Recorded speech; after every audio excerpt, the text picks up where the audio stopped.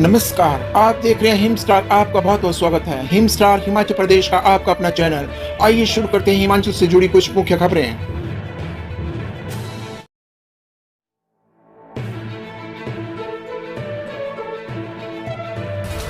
राज्यपाल ने किया कीरतपुर मनाली 4 लेन और भानुपल्ली बिलासपुर बेरी परियोजना का निरीक्षण। राज्यपाल शिव प्रताप शुक्ल ने बुधवार को बिलासपुर जिले के प्रवास के दौरान कीरतपुर से मनाली के बीच चल रही 4 लेन परियोजना और रेल विकास निगम लिमिटेड की ओर से क्रियान्वित भानुपल्ली बिलासपुर बेरी नई रेल लाइन परियोजना का निरीक्षण किया। उन्होंने भूमिगत रेलवे क्रॉसिंग का निरीक्षण भी किया। उन्होंने 1.8 किलोमीटर लंबी सुरंग नंबर 1 में सुरक्षा व अन्य सुविधाओं का जायजा भी लिया। इस अवसर पर राज्यपाल ने कहा कि कीरतपुर से मनाली परियोजना प्रधानमंत्री नरेंद्र मोदी की ओर से राज्य को दिया गया एक बड़ा उपहार है। उन्होंने कहा कि यह परियोजना न केवल सामरिक दृष्टि से महत्वपूर्ण है, बल्कि इसके पूरा होने से प्रदेश में पर्यटन विकास को भी नई गति मिलेगी। उन्होंने कहा कि परियोजना के पूरा होने पर स्थानीय लोगों को भी सुविधा प्राप्त होगी तथा 7 लगते क्षेत्रों में उद्योग स्थापित होने से स्थानीय स्तर पर रोजगार की संभावनाएं भी बढ़ेगी। उन्होंने इस परियोजना के लिए केंद्रीय सड़क परिवहन व राजमार्ग मंत्री नितिन गडकरी का भी आभार प्रकट किया। उन्होंने कीरतपुर मनाली 4 लेन पर कीरतपुर से मंडी तक 5 सुरंगों का कार्य पूरा होने पर संतोष व्यक्त किया। उन्होंने कहा कि अगले 3 महीनों में 5 और सुरंगें खोली जाएंगी। उन्होंने परियोजना के तहत सभी कार्यों को निर्धारित समय में पूरा करने के निर्देश दिए। इस अवसर पर भारतीय राष्ट्रीय राजमार्ग प्राधिकरण के परियोजना निदेशक वरुण चारी ने राज्यपाल को परियोजना कार्य की प्रगति से अवगत करवाया। रेल विकास निगम के परियोजना निदेशक अनमोल नागपाल ने कहा कि इस वर्ष के अंत तक 20 किलोमीटर ट्रैक बिछा दिया जाएगा। बिलासपुर के उपायुक्त आबिद हुसैन सादिक, पुलिस अधीक्षक डॉक्टर कार्तिकेयन गोकुल चंद्रन और जिला प्रशासन के अन्य अधिकारी भी इस अवसर पर उपस्थित थे।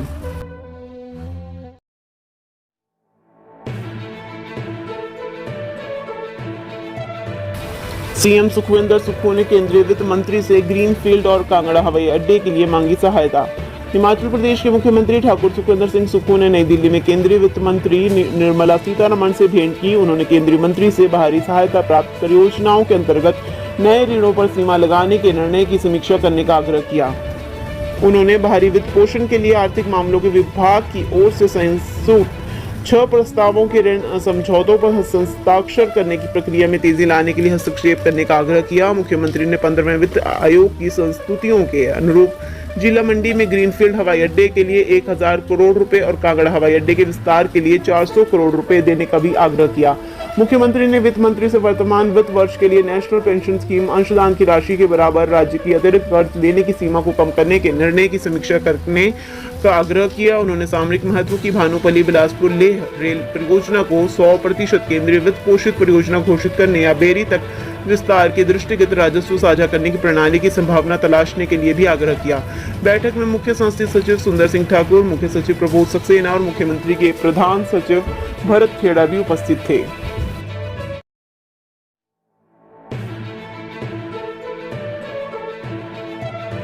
मनरेगा में केंद्र सरकार ने दी हिमाचल को मोहलत, हजारों ग्राम पंचायतों को राहत। केंद्र सरकार ने हिमाचल प्रदेश में मनरेगा योजना में डाटा एंट्री के लिए 4 जून तक की मोहलत दी है। केंद्र सरकार के निर्देशों को राज्य ग्रामीण विभाग के निदेशक ने सभी उपायुक्तों और खंड विकास अधिकारियों को निर्देश जारी किया है। इसमें स्पष्ट किया गया है कि 4 जून तक वित्तीय वर्ष 2022-23 की सभी डाटा एंट्री कर ली जाए। इसके बाद एंट्री के लिए अतिरिक्त समय नहीं मिलेगा। इसमें राज्य को यह सुनिश्चित करना होगा कि लंबित बिलों की प्रविष्टियां दर्ज की जाए जिनका जिक्र राज्य सरकार की ओर से किया गया है। कोई भी नया मस्टर रोल पिछले वित्त वर्ष का जारी करके एंट्री नहीं की जाए।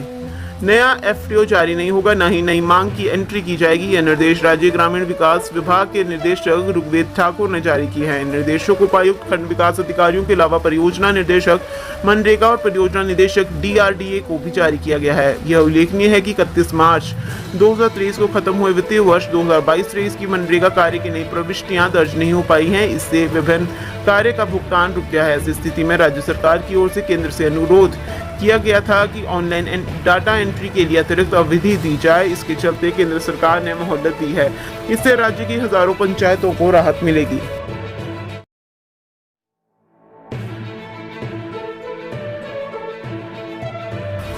अनुबंध पर 2 वर्ष की सेवाएं पूरी करने वाले 563 टीजीटी नियमित निदेशालय ने जारी की सूचना। हिमाचल प्रदेश सरकार ने अनुबंध पर 2 वर्ष की सेवाएं पूरी करने वाले 563 पीजीटी को नियमित कर दिया है। इस संबंध में प्रारंभिक शिक्षा निदेशालय की ओर से आदेश जारी कर दिए गए हैं। निदेशालय ने सभी प्रिंसिपलों व मुख्याध्यापकों को निर्देश दिए हैं कि संबंधित शिक्षकों की ओर से प्रस्तुत सभी प्रमाण पत्रों का सत्यापन प्राथमिकता पर किया जाए और उनकी संबंधित टीजीटी की सर्विस बुक में एंट्री सुनिश्चित की जाए।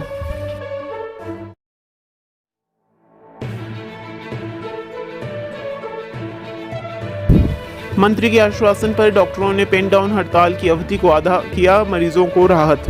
नॉन प्रैक्टिस अलाउंस बंद करने के विरोध में सोमवार से शुरू हुई 1.5 घंटे की पेन डाउन हड़ताल की अवधि को हिमाचल प्रदेश चिकित्सक संघ संयुक्त संघर्ष समिति ने आधा करने का फैसला किया है। यह निर्णय संघर्ष समिति के सदस्यों की मुख्यमंत्री के आह्वान पर कैबिनेट मंत्री हर्षवर्धन चौहान के साथ 30 मई की शाम को हुई वार्ता के बाद लिया गया।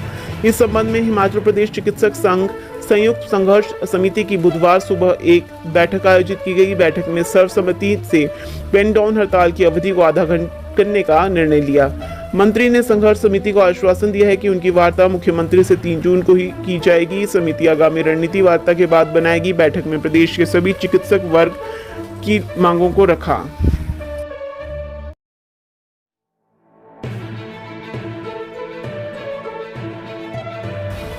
नब्बे स्कूलों का दर्जा घटाने के फैसले पर रोक, दोबारा जांची जाएगी छात्र संख्या।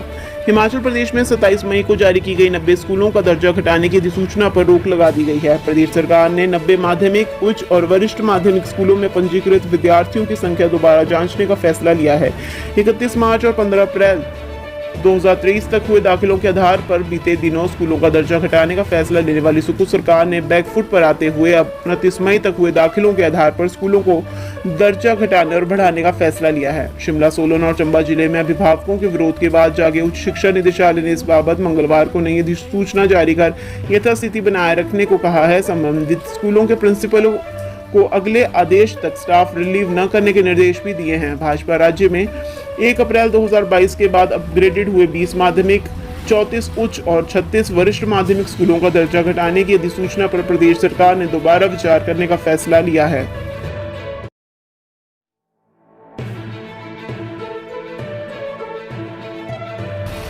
प्रदेश भर में पुलों की गुणवत्ता की जांच करेगा लोक निर्माण विभाग, टीमें गठित।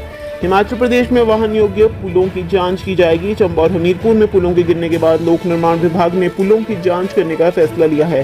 पुलों की गुणवत्ता को लेकर विभाग ने जिलों के लिए अलग अलग टीमें गठित की है। अगर पुल निर्माण में कोई खामी पाई जाती है तो संबंधित ठेकेदार व इंजीनियर के खिलाफ कार्रवाई की जाएगी।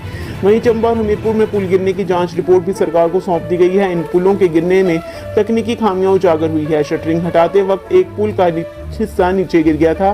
चंबा के भरमौर और होली मार्ग पर 2 पुल गिरे थे। इसके अलावा पूर्व में चंबा में ही रावी नदी पर बना एक अन्य पुल धराशायी हुआ था। मंडी के धर्मपुर और जोगिंद्रनगर को जोड़ने वाले ब्यास नदी पर बने सांडा पतन पुल में भी दरारें आने का मामला सामने आया है। अब भविष्य में कोई ऐसी घटना ना हो, इसके चलते विभाग ने 5 करोड़ से अधिक लागत के निर्माण की जांच का फैसला किया है। पुलों की जांच के मामले में मुख्य अभियंता 2, अधीक्षण अभियंता 3 और अधिशासी अभियंता अपने क्षेत्र के सभी पुलों की नियमित जांच करेंगे। इंजीनियर इन चीफ जांच के बाद आने वाली रिपोर्ट की समीक्षा करेंगे। लोक निर्माण विभाग के engineer in chief Deepak Sharma ने कहा कि हिमाचल में नए और पुराने सभी पुलों की जांच होगी। गुणवत्ता को लेकर यह निर्देश दिए गए हैं। हिमाचल में पुल बनने के दौरान इंजीनियर को मौके पर रहना अनिवार्य किया गया है। लोक निर्माण विभाग के फील्ड में तैनात अधिशासी अभियंता, अधीक्षण अभियंता को भी पुलों की जांच के लक्ष्य दिए गए हैं।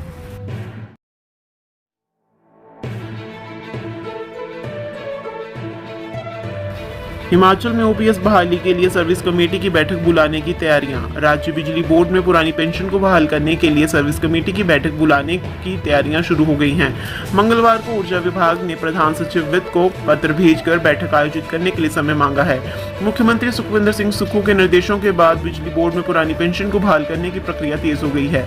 बिजली बोर्ड में 6500 कर्मचारी अधिकारी ओपीएस बहाली का इंतजार कर रहे हैं। 25 मई को बिजली बोर्ड के विभिन्न कर्मचारियों की यूनियनों ने संयुक्त तौर पर बोर्ड मुख्यालय कुमार हाउस शिमला के बाहर प्रदर्शन कर पुरानी पेंशन बहाल न होने को लेकर रोष जताया था। इसी दिन मुख्यमंत्री ने अपने धर्मशाला दौरे के दौरान बोर्ड के सभी पात्र कर्मचारियों और अधिकारियों को ओपीएस देने की घोषणा की थी। इसके बाद कर्मचारी यूनियनों ने प्रदर्शन को स्थगित किया था। 28 मई को धर्मशाला में हुई आभार रैली में भी कर्मचारी शामिल हुए थे।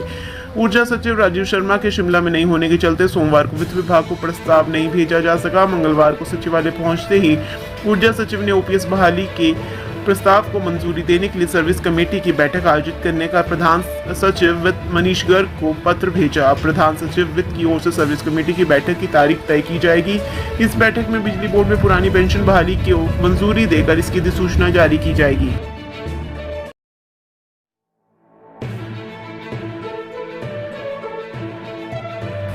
दलाई लामा बोले, चीन ने तिब्बत को पहुंचाया नुकसान पर हमें नहीं करना क्रोध। बौद्ध धर्मगुरु दलाई लामा ने कहा कि दमनकारी चीन ने तिब्बत को बहुत नुकसान पहुंचाया है, पर हमें कभी भी इस बात का क्रोध न करते हुए बौद्ध चित्त का अभ्यास करना है। मैक्लोडगंज में मंगलवार को दलाई लामा की दीर्घायु को लेकर आयोजित प्रार्थना सभा में बच्चों को बौद्ध चित्त से परिचित करवाते हुए उन्होंने कहा कि तिब्बती समुदाय के लोग पूरे विश्व में शांति प्रिय माने जाते हैं। ऐसे में तिब्बती लोगों को क्रोध में आकर जीवधारियों की हत्या नहीं करनी चाहिए और न ही मन में दूसरों को नुकसान पहुंचाने का भाव लाना चाहिए। तिब्बती आध्यात्मिक नेता दलाई लामा ने तिब्बती युवाओं के लिए कल 2 दिवसीय विशेष प्रवचन शुरू किया। भारत और आसपास के विभिन्न स्कूलों और कॉलेजों के 2000 से अधिक छात्र मुख्य तिब्बती मंदिर में एकत्रित हुए।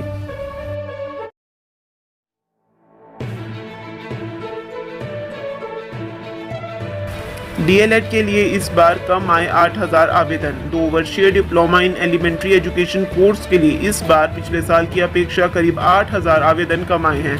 शैक्षणिक सत्र 2022-24 के लिए स्कूल शिक्षा बोर्ड के पास 23,000 से अधिक आवेदन पहुंचे थे। इस बार मात्र 15,500 आवेदन आए हैं। प्रदेश स्कूल शिक्षा बोर्ड हर वर्ष डीएलएड के 2 वर्षीय डिप्लोमा कोर्स के लिए प्रवेश परीक्षा करवाता है। प्रवेश परीक्षा के अलावा प्रदेश भर में सरकारी और गैर सरकारी शिक्षण संस्थानों की करीब 2500 सीटें भरने के लिए काउंसलिंग प्रक्रिया भी करवाई जाती है। लेकिन अब डीएलएड करने वाले अभ्यर्थियों की संख्या लगातार कम होती जा रही है। पिछले 3 वर्षों के आंकड़ों पर नजर दौड़ाएं तो वर्ष 2021-23 के लिए बोर्ड के पास करीब 20,000 आवेदन पहुंचे थे। इनमें 1874 आधे अधूरे आवेदनों को रद्द किया गया था, जबकि 18,195 अभ्यर्थियों को बोर्ड ने एडमिट कार्ड जारी किए थे। शैक्षणिक सत्र 2022-24 के लिए बोर्ड के पास 23,055 आवेदन पहुंचे थे। इनमें से 2676 आवेदनों को बोर्ड ने रद्द किया था। शैक्षणिक सत्र 2023-25 के लिए बोर्ड के पास 15,618 आवेदन पहुंचे थे। इनमें भी 2408 आधे अधूरे आवेदनों को बोर्ड ने रद्द किया था। बताया यह भी जा रहा है कि अभ्यर्थी डीएलएड करने में इसलिए भी रुचि नहीं दिखा रहे क्योंकि जेबीटी अध्यापकों की भर्ती में बीएड धारकों को भी अधिकृत किया गया है, जबकि डीएलएड के लिए योग्यता 12वीं रखी गई है, जो डीएलएड करने के बाद बीएड धारकों की डिग्री के आगे कम साबित हो रही है। इसके चलते अभ्यर्थी डीएलएड करने से मुंह मोड़ रहे हैं। हिमाचल की हर खबर पाने के लिए हिम स्टार से जुड़ें।